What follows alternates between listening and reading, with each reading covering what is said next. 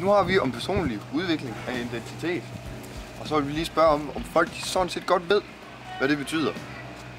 Hvis jeg siger personlig udvikling, ja. Hvad siger I så?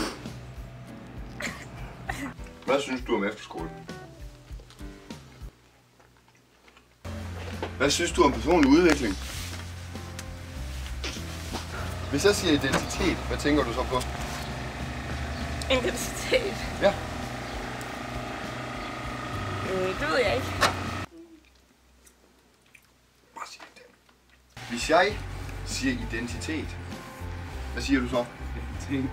Hvis jeg siger identitet, hvad tænker du så på, Mike? Det var da satans. Identitet. Hvis jeg siger det ord, hvad tænker du så på?